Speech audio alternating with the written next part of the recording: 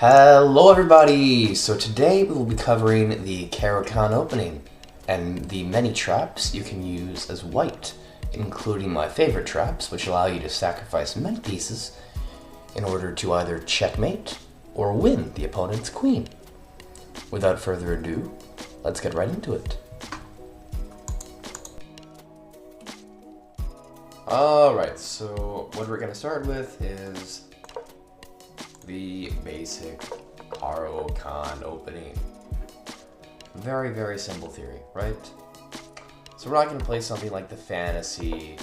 We're not going to play the advanced. We're not going to play... Oops, didn't do that. The exchange variation. No. Instead, what we're going to play is knight to c3. Right, and that's a little weird. And so black is just going to take that pawn, right? And instead of taking back like a good little boy and getting something like this where we have a relatively equal position, no, we're not going to do that. Right? Instead, we're going to play bishop to c4. The von Hennig gambit. Right? And so black's just going to hang on to that pawn with knight to f6. And so we're going to offer up another pawn for development, right? Because that's what openings are about. And so takes, right? This is what happens in 90-something% of games. And so bishop to g4 is a horrible blunder. Now, you may have thought this was actually a refutation or something, but no. This is actually what you should be playing. This is actually a horrible idea. Sorry, this is a horrible blunder because of this, right? And after takes, there's just this, and we're just up a piece.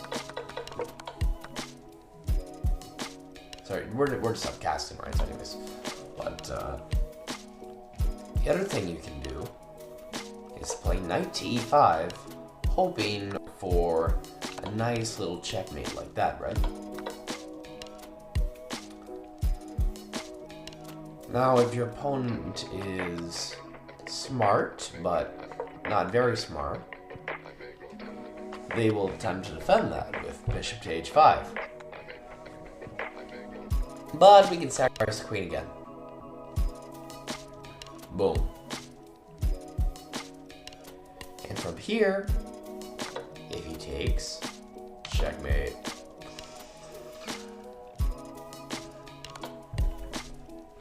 Right? And so, as a consequence, he cannot do that. Instead, what he'll play, generally, is here. Right? So takes, then bishop to g5, seeking to remove the defender of the h5 square. Right, just here, castles, and you have a relatively equal game. Just very equal. Although I suppose queen e2 is actually better. I'm not sure why, actually.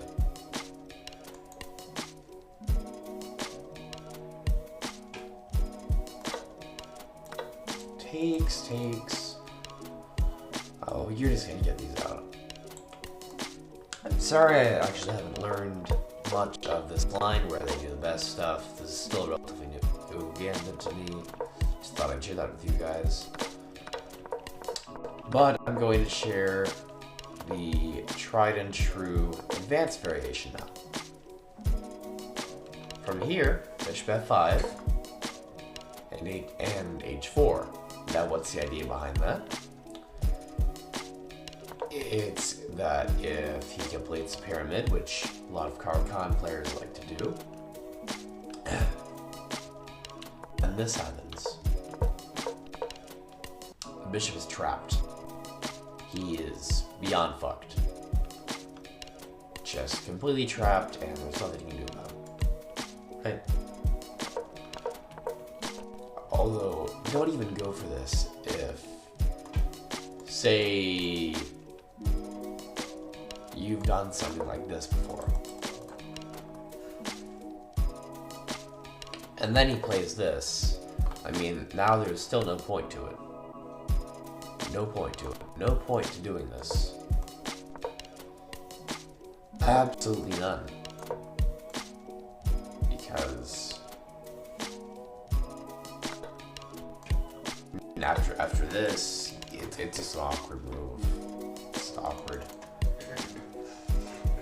You have awkward pawn structure. Sure, you have a lot of development here. But as a rule, you don't want to ruin your pawn structure for something like this. So unless you're going to actually win the bishop, I personally wouldn't go for that, but I guess Stockfish would, so.